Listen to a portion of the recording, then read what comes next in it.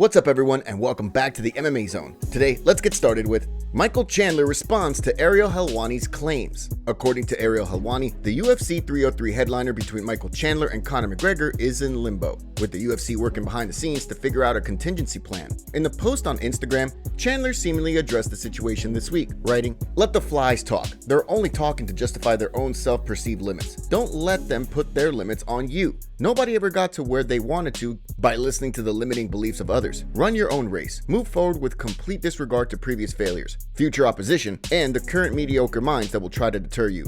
Walk on. See you at the top." In the event that the fight is off, however, Sean O'Malley has thrown his name in the hat, writing, "I'll fight Jake Paul to save UFC 303. Jake Paul then responded in a post tagging the PFL, adding, "MMA fight before Tyson." Jake Paul posted another tweet on Twitter, writing, "100% will kill O'Malley in MMA. He's a small man. PFL versus UFC June 29th. He then posted a video of himself facing off with Sean O'Malley. You're gonna do something? I'm gonna submit you. Mike Tyson gonna clean you up. I'm gonna clean you up right now. I ain't gonna do Clean you up. Of course, given that Paul is signed with the PFL, a bout between he and O'Malley is incredibly unlikely to happen. According to Chael Sonnen, if McGregor is in fact off, there's very little the UFC can do to mitigate the damage done to the rest of the card.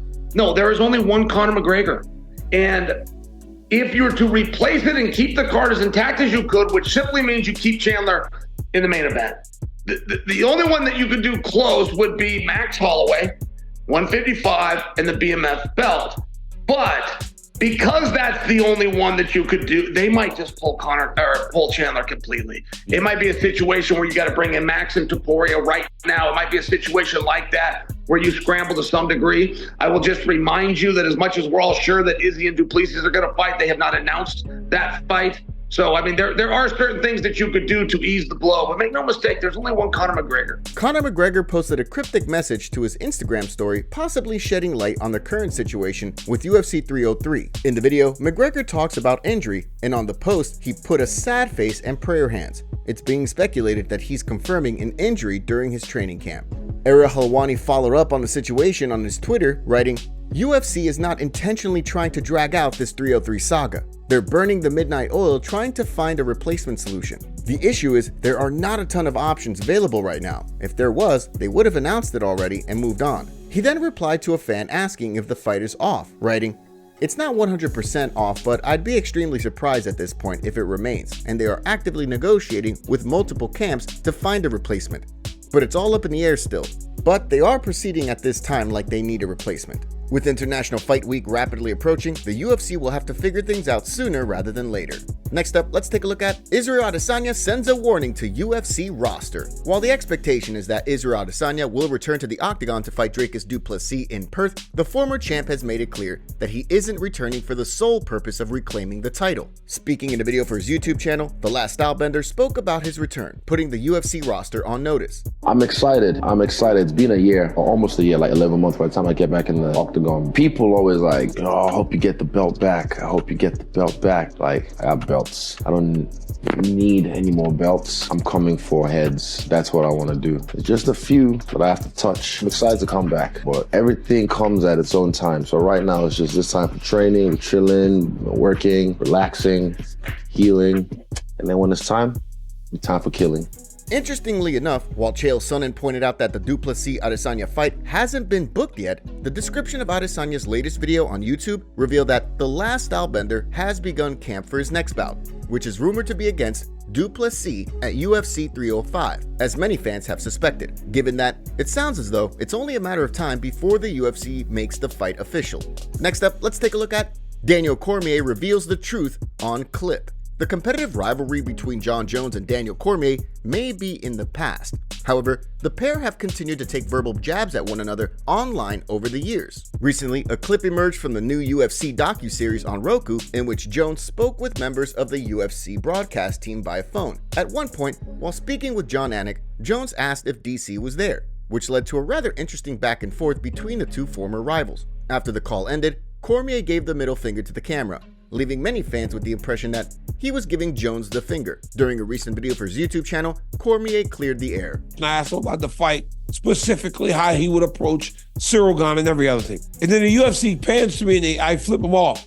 Guys, I wasn't flipping off Jones. I wasn't flipping off Jones. Those guys, everybody made a joke in the room afterwards. And so I flipped the bird. But it was clever because it makes it look a certain way. Now, that's my recollection of the story. It was much less than it was, but it did make for some fun, uncomfortable conversation because you could see in both of our faces, we're rolling our eyes and we're talking and we're doing what adults do. Hey, they say kids do what they want, men do what they're supposed to. We are both men. We are both professional. We tried to make it as comfortable as we possibly could, and we did just that. But guys, we don't need to be friends.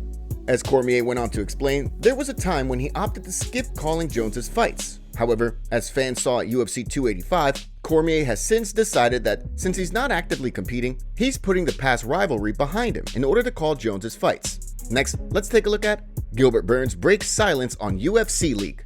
Although Sean Brady has posted on Instagram informing fans that he and Gilbert Burns will be throwing down in a welterweight headliner on September 7th, the bout apparently has yet to be finalized. Speaking on a recent episode of his Show Me the Money podcast, Burns gave fans an update on the fight, explaining that although there have been discussions about the bout, nothing has been finalized yet, despite Sean Brady's post on Instagram. I think he did, right? He posted yesterday, but it's not official. Like I said, I've been in the UFC for 10 years, bro. Every time that you sign a fight, UFC has a plan to kind of work on the fight. They really want the fight to sell. They want to do everything. So whenever you sign it, you don't say nothing and let the UFC promote the fight. And especially nowadays, the Dana White is going live every time to announce the fight. So the fight is not official. It never had a contract. They offer, we start talking. While no contracts have been signed, the MMA community seems to be holding out hope that a deal gets finalized for the two welterweights to throw down in September.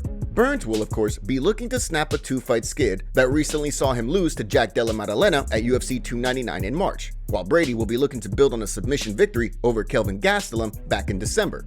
Next, let's take a look at Belal Muhammad talks about Leon Edwards' fight. Ahead of Leon Edwards and Belal Muhammad's upcoming UFC 304 clash in Manchester, it's no secret that the streaking contender has been waiting several years for another chance to share the octagon with Rocky. With just over 6 weeks to go until they compete inside the octagon, Muhammad is feeling incredibly confident. Speaking in an interview with Sneeko, he predicted a knockout over Edwards. Honestly, I think I go in there and I knock him out. When I look at my last matchups, my stylistic matchups, I fought the best striker in the UFC in Wonderboy. I fought the best grappler in the UFC in Damian Maia. I fought, great finishers in Vicente Luque. I fought Gilbert Burns on 3 weeks' notice. And I think all those fights, they added up to this one fight. Like I said, God's plan, right? Where he wanted me to fight the striker. He wanted me to fight the grappler. He wanted me to fight the well-rounded guy. He wanted me to fight the undefeated guy in Sean Brady.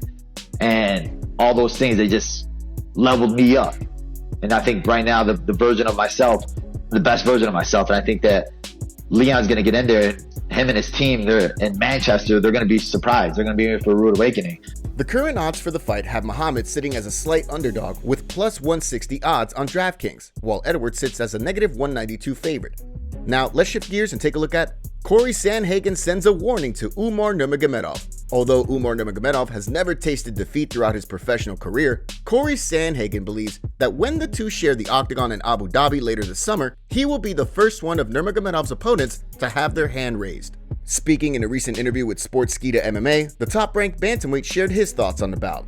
Honestly, man, I feel like being undefeated is more of a compliment for the coaches that you had growing up. They just took right fights at the right times. If you throw 0-0 Umar against, anyone in the UFC, he maybe doesn't get to keep that out. Same with me. If you throw my first professional debut fight in against someone that's, a really high caliber fighter, then I'm probably going to lose just because experience is a big thing. And, that's a giant piece in becoming a professional. So the undefeated thing is always kind of it's cool that he's undefeated, and I'm very happy to take the O away from him and be that guy. But I think it's more of a compliment to his coach.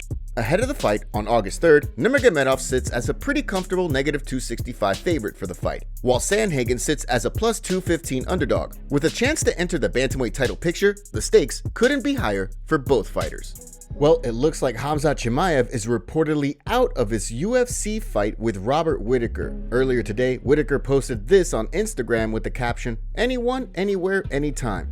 Many MMA fans were confused at the time, but now it was reported that Khamzat Chimaev has officially pulled out of his fight in Saudi Arabia. As of right now, the reason is unknown. Many MMA fans are speculating that Khamzat could be stepping in for the UFC 303 main event due to speculation that Conor McGregor is pulling out of his fight with Michael Chandler. As for Robert Whittaker, it appears that Nurmagomedov is the front runner for the fight. What are your thoughts on the situation? It's safe to say we can expect a Dana White War Room video any minute now. Khamzat breaks silence on pulling out of his fight with Robert Whittaker at UFC Saudi Arabia. Someone from his team posted on Instagram tagging Khamzat and saying that he has had a serious medical emergency and is in the hospital once again. Top comments. Remember guys, Hill threw his left hand first before Pereira slept him. Dana White's on Aljo for being vague about fighting literally days after a 5-rounder with Cejudo, yet no comment on what Conor is doing weeks before the UFC pay-per-view? Jones really just implied he doesn't eye poke? Everyone he fights just suddenly decides they think eye patches are fashionable? Jamal needs to stop embarrassing himself. Never seen a fighter get dominated and still talk crap after the fight. Jones is so good at gaslighting.